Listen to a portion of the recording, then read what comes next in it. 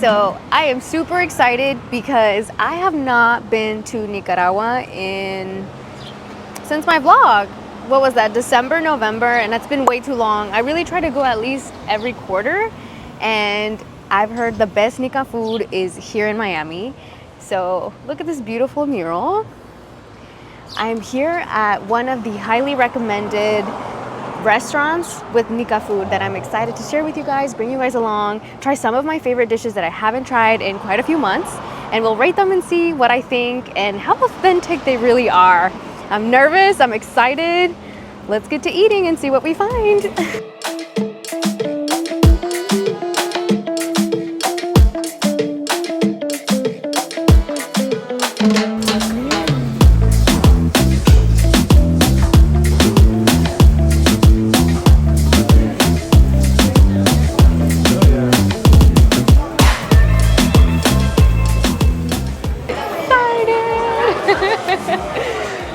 Like my mouth is watering right now. I haven't had any of these dishes in so long. Some of them already remind me of my childhood with my grandma, with my mom. I just really hope I'm not disappointed.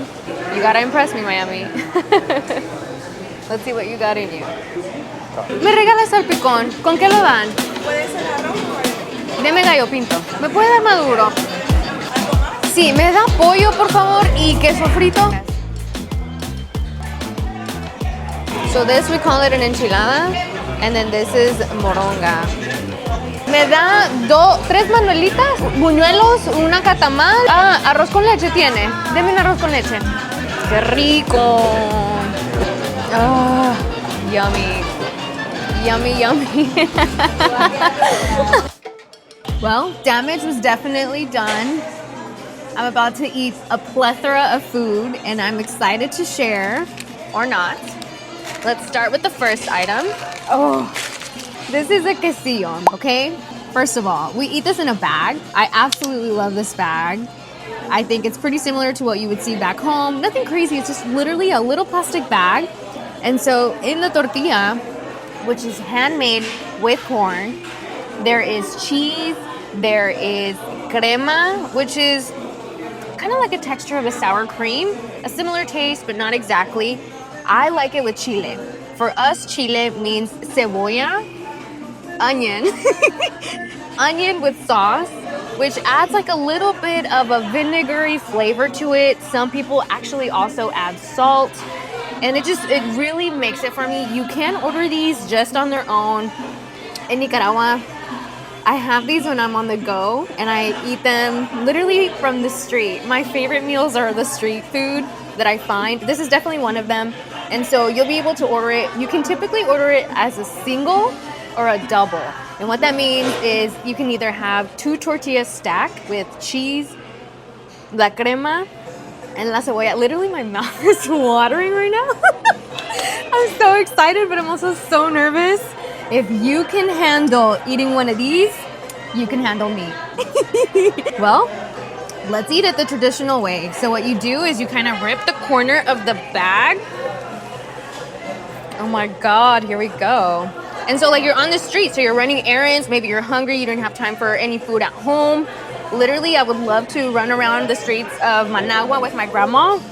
We stop by somewhere quick, order a quesillo from like someone on the street, and I dig in, baby. Here we go. Ooh, all the chile is right there. Oh my God, oh. Okay, okay.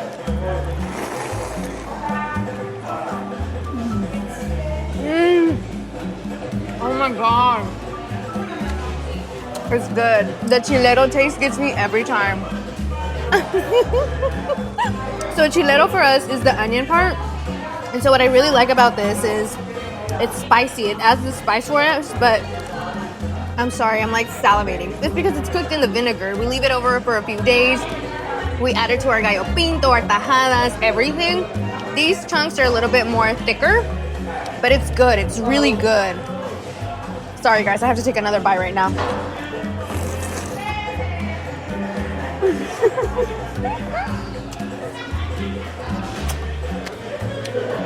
I finally got to the cheese. One more bite. Oh!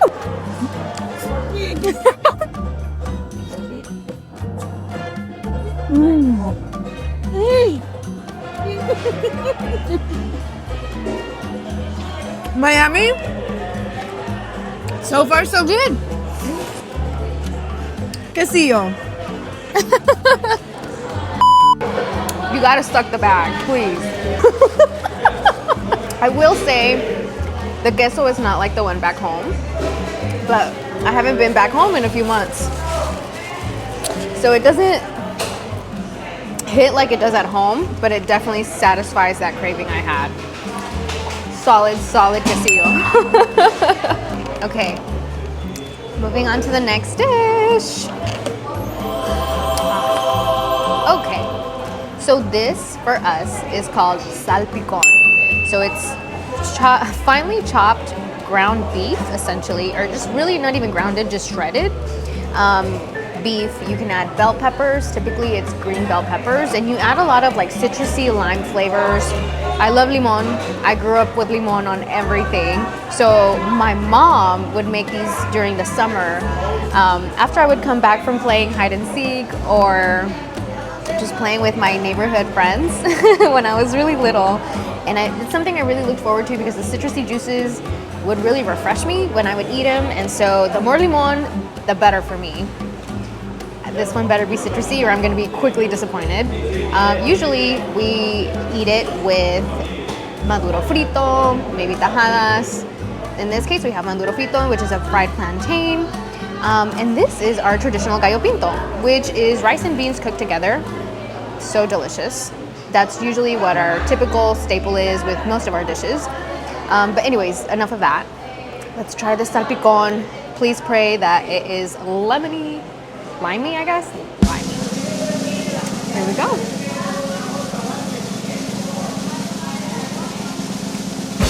It's good. It's good. It's not bad. I need more limon. But it's good. It has a good flavor. The texture's still there. This one actually does have green bell peppers. Some people don't like green bell peppers. I love veggies, so not bad. And this is actually a really good, quick protein to eat. Think of it like if you need something quick, just protein packed, salpicon would be a really good go-to because it's literally just that shredded beef, boiled. You add the bell peppers, boil them in there, and then add the lime juice. I need more lime juice. That's my verdict for this one. But it definitely tastes like hot, sweaty summers where my mom would come and make the salpicon for me, so I'm a little emotional right now. Yeah. Okay, so I have to show you guys my drink of choice. You see this? This is called cebada. So it's a barley drink. You can make it spicy. I do not. Just because to me, in Managua, summers are super hot. So this was like a juice, essentially for me, in my head, that I would drink. So it's sweet, it's creamy if you add milk, which I enjoy with milk. And it's just really, really good. You add vanilla extract to add like that little sweetness, and you can add sugar. I wouldn't say the most caloric friendly drink, but it's back home, baby. It's so good. Putting down some of those flavors so we can move on to our final meal that I'm excited to share. Okay, so this beautiful piece of art that we see here is called a nakatamal. Think of it like a tamale, but much more rich, much more dense. As you can see, this is folded up and tied up because it's steamed.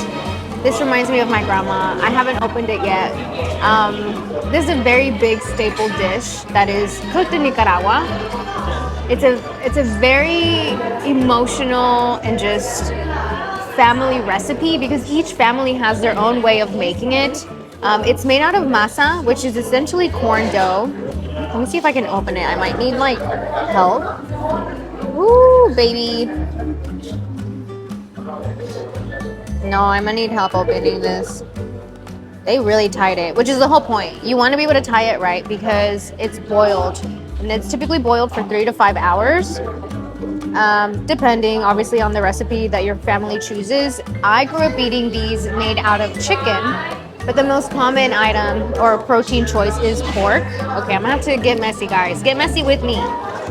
This is really how you eat it. You kind of just, I can't be cute here. I know how to eat these dishes. So the aluminum foil is wrapped up with a string to make sure that everything is held in place because it's boiled. You're gonna get messy. Don't be afraid to get messy. The cool thing about this nakatamal, oh my God, they're wrapped exactly right too. Yes, okay, here we go.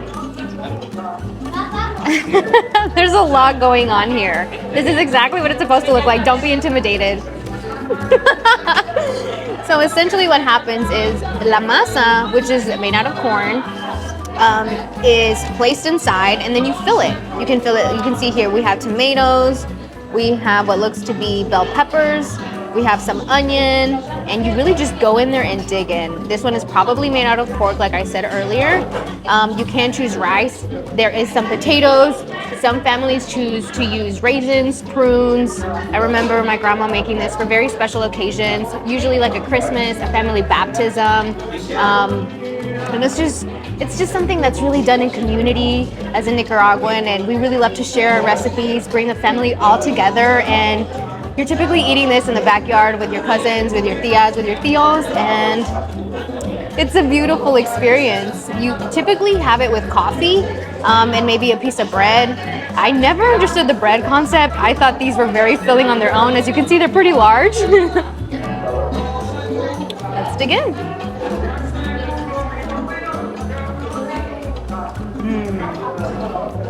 Oh, it reminds me of my grandma. I need to go back home soon. La masa is soft, it's perfect, exactly how I'd want it. The veggies, I would say, are also cooked to perfection. I'm a big veggie girl.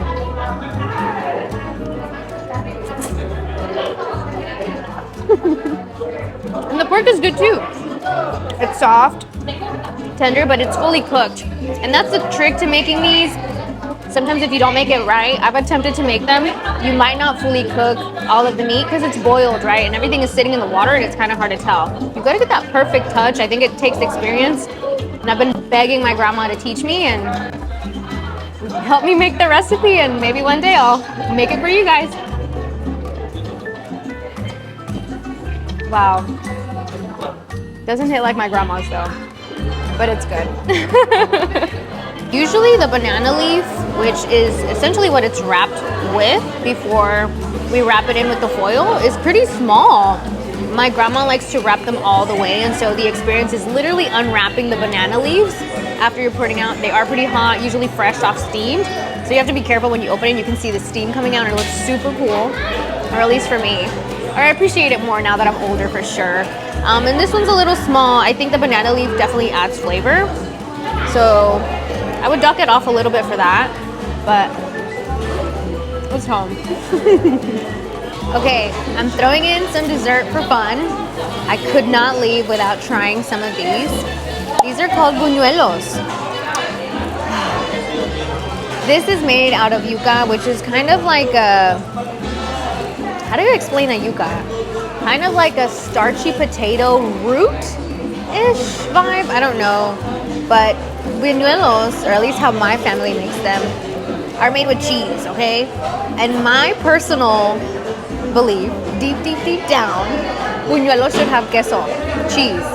It's usually like a soft, hard cheese. So when you take into a bite into buñuelos, they're made out of the yuca, they're stuffed with the cheese, and they're deeply fried. And then on top, some families use honey, others use like a sugarcane syrup, which is called pinolcillo. And they melt it, dip it in, and it's so good. So the outside of it is going to be crispy because of the frying, and the inside is just like a soft, buttery dough. This better have cheese, guys.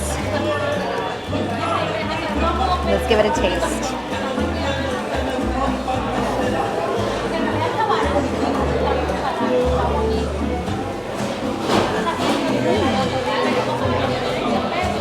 If you've never had this, what are you even doing with your life?